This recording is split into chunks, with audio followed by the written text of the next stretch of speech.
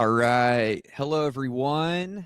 Welcome to the 2025 Annual Threat Report live roundtable. I believe it is 11:30 Central. That's what I have. So I think it's time to roll. I'm going to invite our guests in and introduce who they are here in a moment. Going to go ahead and invite them in. Hello, Aaron, Miles, Christine. Good to see you. Good to see you. I'm also going to do this. So I'm going to flash a URL onto the screen. We are talking today about our annual threat report. This is something that we release every year, something we're really proud of. And today we're going to be highlighting a couple of points from our annual threat report. I'm going to talk about the significance of that here in a moment. But you can download the report at this link. We're just scratching the surface here today, everyone. This is how many pages, Aaron? 37, 38 page report, something like that, hitting what we've seen throughout this past year. So highly recommend you download that. And I'm going to keep flashing that URL up there until you do it. So there you go. Hey, look. My name is Ben Baker. I'm the director of content here at Expel. I'm going to moderate this discussion. And it's going to hit a couple of findings from our report again. I'm going to open us up with some intros of our esteemed panelists, hit some housekeeping items, and then start the discussion. We'll probably go somewhere between 30 and 45 minutes. But first, I want to share a little bit about the report. Again, as I mentioned, as you may or may not know, Expel is a managed detection and response, or MDR, company. We have a bring your own tech approach. So we offer over 130 integrations with leading security tools. That data is funneled into our proprietary platform known as Expel Workbench. You can think of it as a two-way mirror. Essentially, if you're one of our customers, our SOC team operates within Workbench, and at any point, our customers can log in and see exactly what our SOC team sees. So since our platform is pulling in this data and correlating it across different customer tools, we can provide context across security incidents. And because we're funneling data from all of these different tools, we have a rich data set to create really, really amazing reports like the one we're talking about today. There it is. There's the URL, everyone. Again, it's going to keep coming. All right. So intros.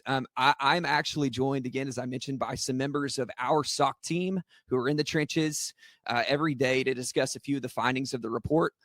They've provided me with some bios, and so I'm going to give those bios. I'm going to start off with Aaron Walton. Aaron is the senior threat intel analyst here at Expel. As a career changer, Aaron brings a diverse skill set to his work to share information that aims to equip others in studying, hunting, and foiling bad actors. When he's not at his computer, he's often playing the Irish flute at a local pub, which is an amazing fun fact. This is not a part of his bio. I'm just throwing this in here. But in the words of Liam Neeson, Aaron has a very specialized set of skills. And I think he is one of the last remaining Renaissance folks, Renaissance men or women on this planet. And so, Aaron, glad that you could join us. Also, he was the primary researcher for the threat report. By the way, if you haven't seen it, there's the URL for the threat report. Second, I want to introduce Christine Billy. Christine is one of our managers of the SOC operation, managers of SOC operations that has been with Expel for a little over 2 years. Prior to Expel, she worked as a cybersecurity instructor and served as a sergeant in both the U.S. Air Force and Space Force.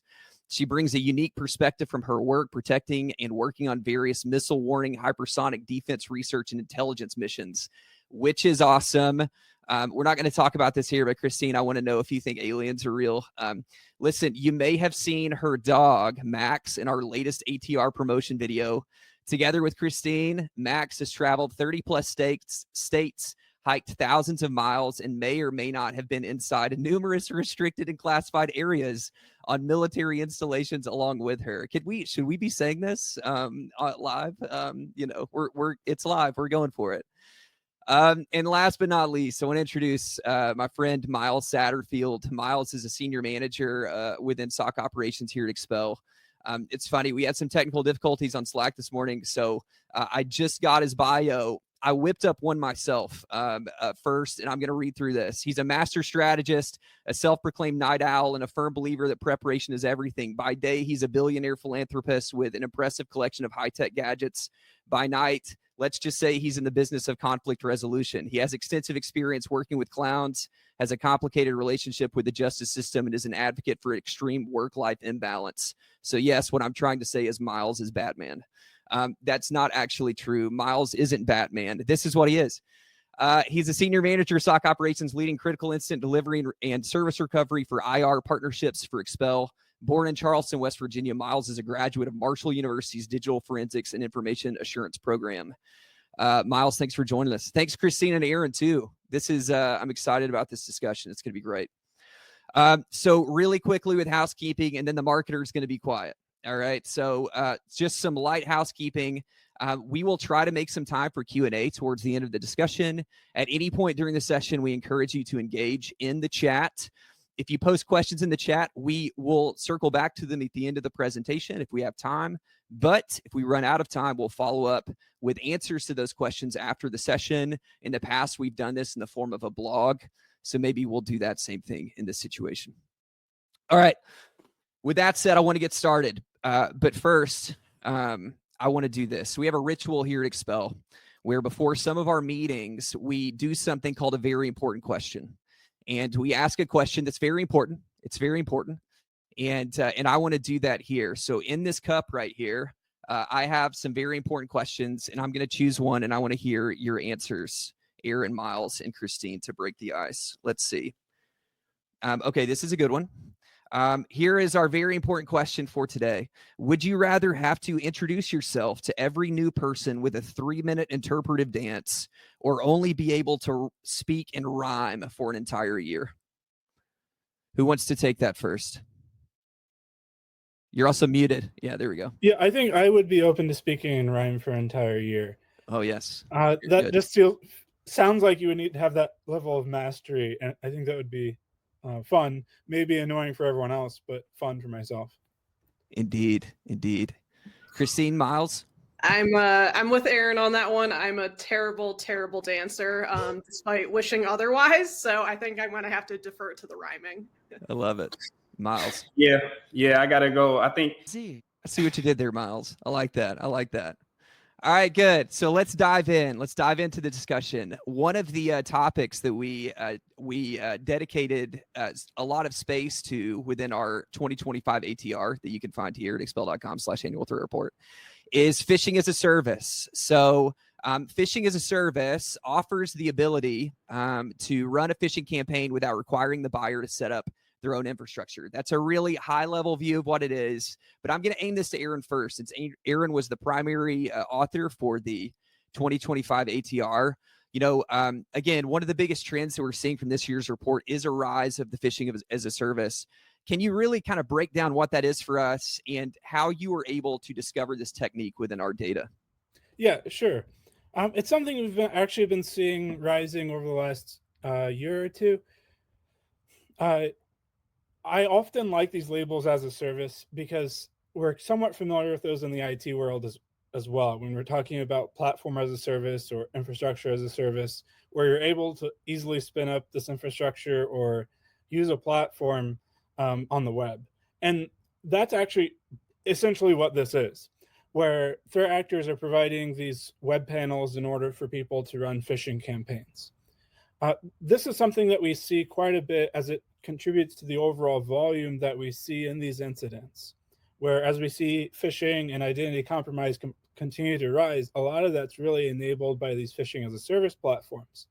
And one of the things that we saw really spurred this need for them was that when Microsoft deprecated some forms of authentication, threat actors needed more ways to bypass MFA, and they needed to step up to these new security standards. And the easiest way threat actors found for that was to set up these phishing as a service platforms and cater to that community that was looking to then bypass these new security tools. So then what we end up seeing a lot in our data, which we benefit from seeing over across a lot of organizations, a lot of different industries, is a lot of these consistencies with the phishing emails, with the landing web pages for the credential harvester, or the authentication source. All of these often harken back to the same phishing as a service platform and really help us hone in some of those indicators that we're seeing through these platforms. Gotcha. That's interesting. Miles, I guess from your perspective, what makes this phishing technique particularly dangerous? Yeah, well, a lot of things. I think the main thing that comes to mind is the barrier of entry is pretty low. Like, like Aaron said, you can pretty much just sign up for these things, like almost like a lot of things that we can do on the internet these days. So, that makes it dangerous. You don't have to have your own infrastructure or anything like that. They're providing you with the infrastructure and the tools to do that for you, making it easy to basically just steal credentials. They're also interesting in their tactics. Like, some of them may be subscription based, meaning that you can just do this for as much as you want, and continue to do that and target specific organizations. They also watch us as well, so they may use different tactics like using QR codes or different things to like evade endpoint detection, making it harder to determine if people successfully are entering credentials or different things like that. So all those things, I think some of them are tracking browser name, IP addresses, and making it easier to really replicate a login after you steal the credentials. So it's more than just the credentials. Like, they're getting creative with their approach as well. Aaron, I think you got your hand up if you want to chime in. Yeah. Just while you were talking, too, one of the points that stood out to me was also when an attacker improves their techniques or finds a new way to benefit, to bypass something, they're enabling everyone to do that now, as opposed to like everyone needing to do that on their own. So they're really able to operationalize some of those innovations a lot better and for a lot more attackers. When I was reading through the report, which again is full of great insights, it speaks to the rise of these types of attacks, phishing as a service, adversary in the middle attacks. These are kinds of techniques that are evolving rapidly, and honestly, a lot of traditional security measures. We've already talked about some of these things, like MFA, email filters. Like, they're good in and of themselves, but they may not necessarily be enough. Sort of a thought-provoking question here for Christine, and if anybody else who wants to chime in, I'd be curious to hear your thoughts as well. If you could redesign an organization's anti-phishing strategy from the ground up, what are kind of the three top sort of must-haves that you need for a defense, and maybe why? Yeah, this is definitely a tough one. Like you mentioned, as the threatscape is evolving, as one attacker gets better, so does everyone. So I think the key here is really being strategic about your top three. So in general, most companies, they want to ensure they have a good MFA policy in place, that they're doing some sort of user training or security awareness, and then some sort of SEG or API-based email protection. But within each of those three, again, you can be a little bit more tailored. So, for example, with those MFA policies in place, I think a lot of people forget or maybe don't even realize that some forms of MFA are actually stronger than others. So, most folks, when they think of MFA, they think of SMS text messages, Okta push notifications, maybe a one-time PIN sent to their email. But there are more secure or better forms of MFA, for example, ones that follow the FIDO2 standard. So these are cryptographic login credentials that are tied directly to a hardware device, like YubiKeys, for example, or biometric readers. And they're much, much harder to crack or hack. I think last September, I read an article from Ars Technica about how YubiKeys were vulnerable to cloning attacks, thanks to a newly discovered side channel. But that process required physical access to the key, dissolving or disassembling that key using solvents or a hot air gun. And then I think it was $11,000 worth of cryptographic equipment. So again, Wow. really hard to do. And your average Joe is not going to be able to accomplish that. Yeah. So yeah, definitely playing to that. And then, yeah, same thing at the end of the day, people are going to be people. So even the best cybersecurity training or awareness isn't going to catch everything. So having some combination of that security email gateway or API-based security protection, that way you can both filter all that spam up front and have a way to retroactively vacuum those messages out of people's mailboxes. That's good. Yeah, I think one thing I was looking at too, in terms of our report, is Expel does support our customers by triaging emails that users submit, but many of these are submitting them after the secure email gateway already filtered a lot. So it was useful for me to see, hey, what types of things are even getting past that type of filter and users still receiving. So it's really important to recognize and have a way to get that information and to investigate any activity associated with those that do get through these other secure methods. Very good. Maybe soon there will be disassembling YubiKeys as a service as well. Might be a little bit more expensive than Phishing-as-a-service. That's good. Great discussion. Great discussion. I want to pivot to maybe the second thing that we spent a lot of time focusing on within the report. And again, similar format. I'm going to kick it to Aaron first to talk about this, since he was the one really that was kind of hashing out this research. But this ClickFix malware, this is a tactic that, Aaron, you've spoken to not only in the ATR, but also you started speaking to it in our last quarterly threat report, which, by the way, we do a quarterly threat report as well. You'll see it come out in a few months, where Aaron looks back at the prior quarter and discusses different trends and things that he's seeing. You want to keep an eye on our blog, on our site for that. But you mentioned in the report this spike in info stealer malware, largely because of this sort of novel malware delivery tactic called ClickFix. Can you explain what ClickFix is and just kind of walk us through that? Yeah. This attack technique is so prolific, I'd be actually surprised if the people watching haven't seen some of it. A lot of the times what happens, in the ATR, we talk about the history of like how this technique developed, because basically threat actors are watching each other, they're seeing what's working, and they're innovating on that. We even saw that in the recent Black Basta leaks. They're looking at everything that's being published, and they're picking up techniques from other people that are successful. But this particular technique, the main way that we see it is on infected websites, where these websites will call out to a malicious domain and pop up a JavaScript module that says, hey, there's something broken with your browser. In order to fix it, you need to run these key sequences, or copy this text and then run it in PowerShell, or run it in the Windows Run program. And what that ends up doing is it bypasses the browser's defenses for having to download a file, bypasses the browser's ability to detect it. Often it's loading that file into memory from that command that's ran in the run box, so it's never written to disk. So they're removing a lot of these opportunities for detection.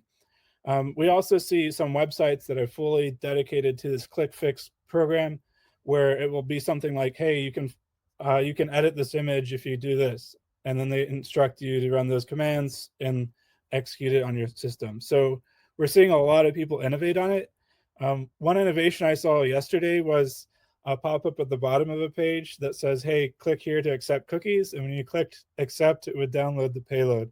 And it's getting a little bit crazy to see how many people are abusing the clipboard and innovating on this. Yeah, that's concerning. How many people just click the accept cookies or deny cookies just by default these days? Very sneaky, very sneaky.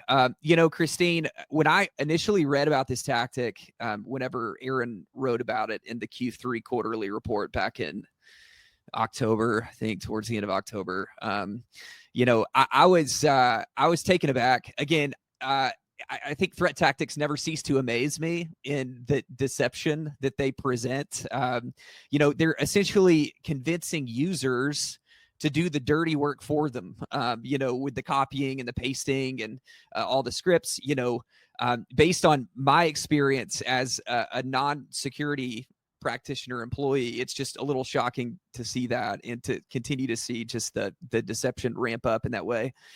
How can companies best equip their employees to sort of detect these scams, without sort of overwhelming them and making them think there's a monster around every corner? I mean, maybe the answer is there's a monster around every corner and you just have to keep an eye out. But yeah, what are your thoughts?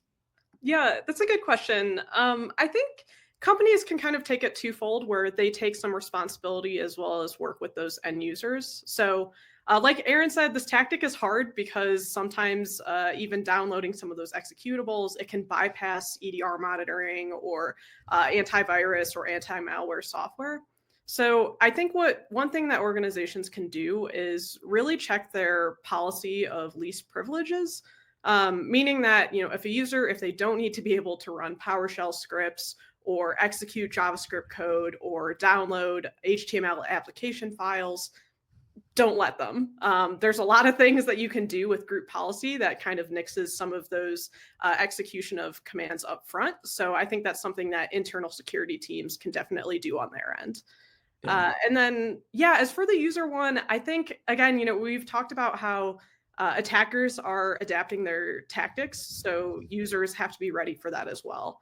So I guess, a quick story for me that kind of bleeds into phishing as well. I think security teams really have to play into their end users' vulnerabilities and what they might be susceptible to. So, for example, I worked in IT years ago, and we were in charge of keeping our employees to do their cybersecurity awareness training. And so one of the things that we did, this was probably around 2017, right around like the Wizarding World of Harry Potter had just opened, and all these families were excited to take their kids there. And so what we did is we basically sent out a kind of phishing scam of, hey, come enter our raffle to win 5 tickets for your family. And then everybody who clicked on it, immediately their computer was locked down into kiosk mode, and they had to do their cybersecurity awareness training. No. So, is it brutal? Maybe, but is it effective? Also, yes. So I think, don't make your training just a basic item where folks have to click through or watch videos. Tailor it. Like, if they like something, use that and exploit it, just like an attacker would do to them. And Aaron, I'll pass it to you. Yeah, I think that example is also extremely realistic because we see that a lot. Definitely with like the DeepSeek AI stuff, we've seen attackers set up hundreds of websites with here's how you can download DeepSeek and try it on your computer, and buy advertisements for it and deploy it that way. And a lot of people are going to download that type of stuff. So just even having that in some of your user training as well, just understanding that attackers do pick up on things that are trending and interesting to people and innovate on those. Yeah, for sure. Yeah, that training, just chime in on that training stuff a little bit. I think, historically, or at least before, the use of technology in different computers, phones, whatever, were so common. They were looked at as kind of niche items that only specific groups of people had knowledge on, and that's still the case a little bit today. Like when you get into the nitty gritty of it, but I think one thing to remember is like we're using computers, exposing our data, phones, whatever, technology in general, like so much in our everyday life, probably more than some of the other tools that we may have in the past. So I think it's important to like just highlight like what the dangers of them are. Like if you think about your car, like the dangers that are associated with that, and like even like things around the house, the dangers that are associated with them because you interact with them every day. I think we got to take computers and technology the same way, because we're always interacting with stuff, we're exposing our data, like there's just different things out there, and like you all are saying, like they change and they stay up to date. So it's our responsibility, as the practitioners and as the community, to figure out ways that can continue to keep people up to date and on the same page. Yeah, that's a really good point. When you're dealing with any other piece of technology, you wouldn't kind of push the technology out there without a proper understanding of the dangers. And so I like the idea of reframing cybersecurity within that same mindset. I think that's really helpful context. Miles, I was going to kick it over to you for some practical takeaways, but it sounds like we've already sort of discussed some of those. Are there any others that you would like to kind of add to what's been discussed so far? I mean, I think, we covered a lot. I think, when we're thinking about our internal policies and what you can do inside of your organization is just making sure like you're really, you can't trust everything just straight out of the box. So, Aaron mentioned like the attackers may use things like the Windows Run program to execute these malwares. If you don't need that, like, turned on by default, you might want to just consider, disabling that. Even some of these are fileless at times. Like if something does get downloaded, a lot of the times info sealers and stuff Windows is configured to open some of the script files by default. So kind of in the same realm, you can disable some of that, and just making sure your EDR policies are deployed, like if you have EDR coverage and visibility, so that you know what's going on in your environment.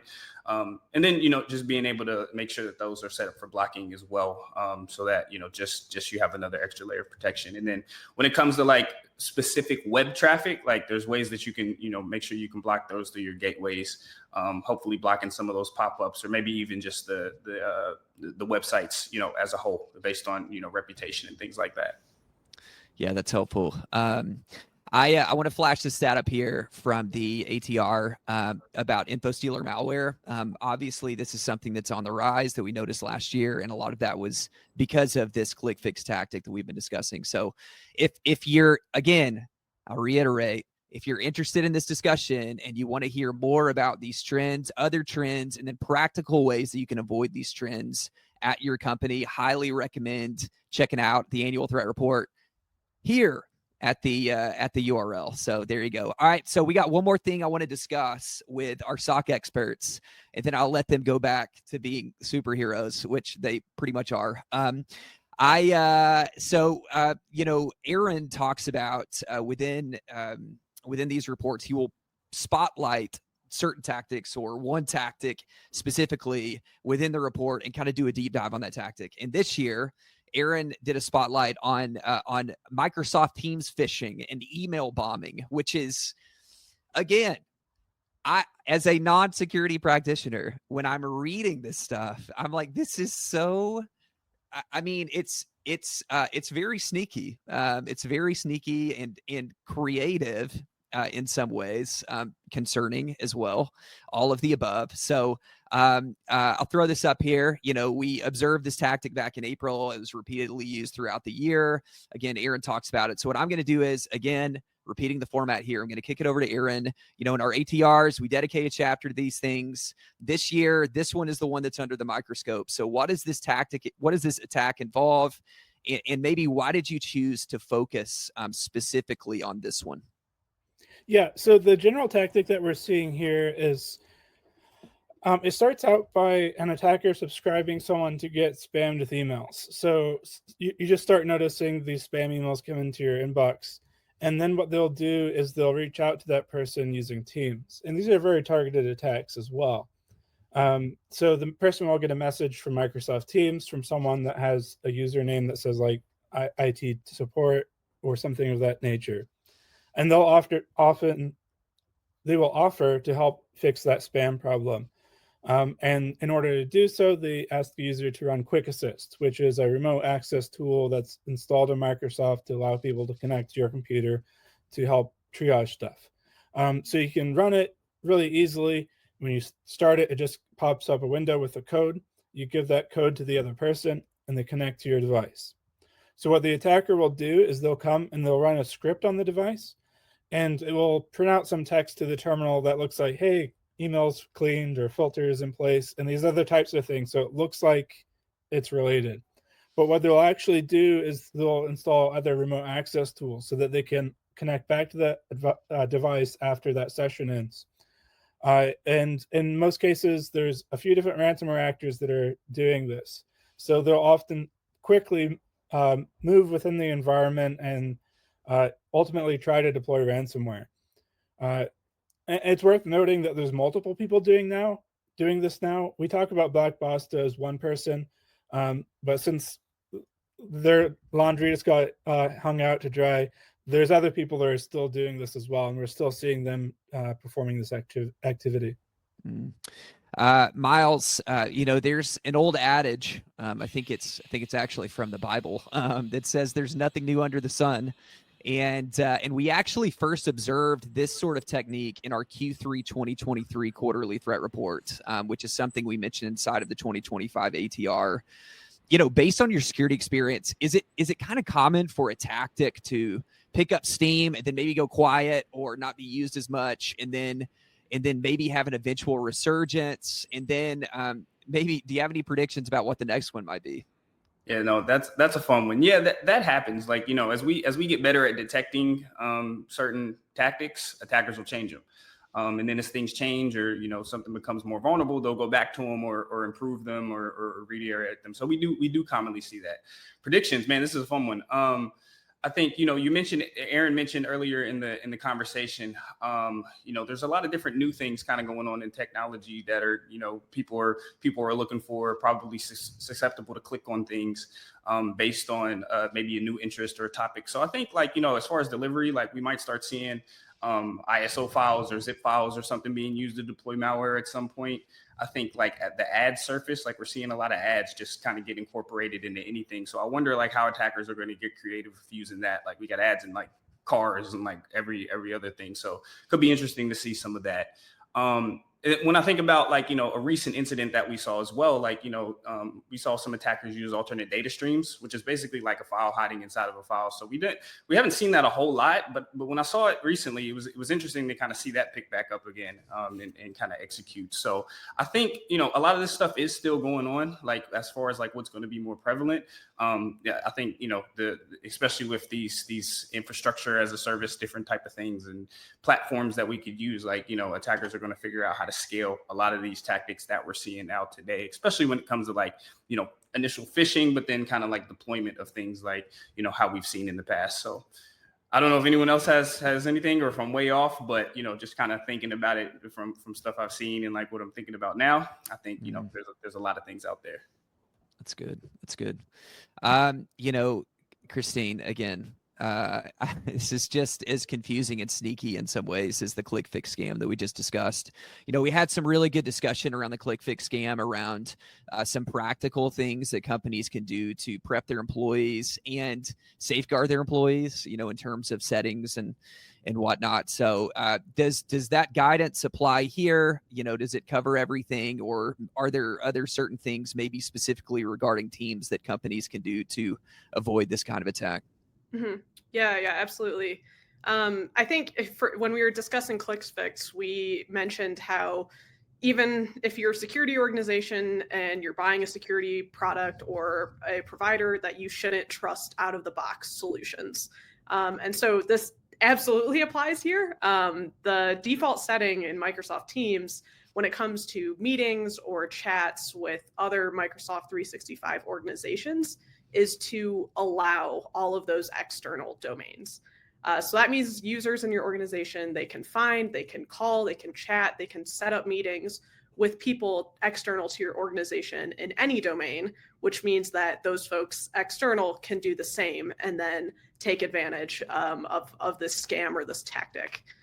So yeah, for anybody who's at home, even maybe if you're experiencing a Slack outage like us and are using Teams currently as a backup, now might be a great time if you're an IT administrator to go, visit the Microsoft Teams Help Center and look at their guidance of how you can manage those external meetings and chat with people using Microsoft identities. So highly, highly recommend for folks to not only look at that default setting, but go ahead and change or update it. Yeah, I think sometimes when I think about that too, I know it sounds like it's a pain because you have to individually whitelist those organizations and you might work with a lot of them. But when you look at what the risk is, it ends up being quite substantial. One of the attacks we saw in that older campaign, they researched the executives. They then sent a message to multiple people saying, hey, we're having layoffs. Here's this document you want to read. So people are going to interact with that. And they're going to do that well-targeted research.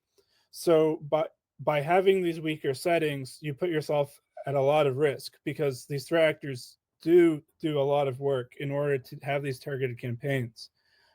So often having those processes to whitelist those domains, maybe you need to automate it or find a better way to do it, but it ends up paying off substantially at the risk of having these massive compromises. Yeah. So it sounds to me like companies just need to find that white space to go the extra mile and make sure that those settings are in the right place they need to be. So that's really good advice. All right. We're coming in for a landing here, guys. We're coming in for a landing. I don't see any questions. That's okay. The reality is, if anybody's watching this after this recording takes place and you think of any questions, two things. One, download the report. And then number two, reach out to us and ask, on LinkedIn, or we're always happy to make new connections or anything like that. So this is what I want to do. When we're creating the 2025 report, obviously we're looking at 2024 data in totality and seeing these trends and things. So I want to open up to the panel, and maybe I'll kick it to Christine first. Give me maybe a 60-second prediction of what you think 2025 is going to look like. Yeah, I'll keep this short and sweet. I think for me, my biggest prediction is that I think generative AI is going to continue to lower the barrier to entry when it comes to threat factors and attacks. So yeah, it's interesting because I think a lot of us who have been in the security industry, we've heard or used the term script kiddies, where folks would have a script already generated. They might customize it a little bit, but generative AI is really interesting because you can really customize it and use whatever trends or threat actors or TTPs are already out there.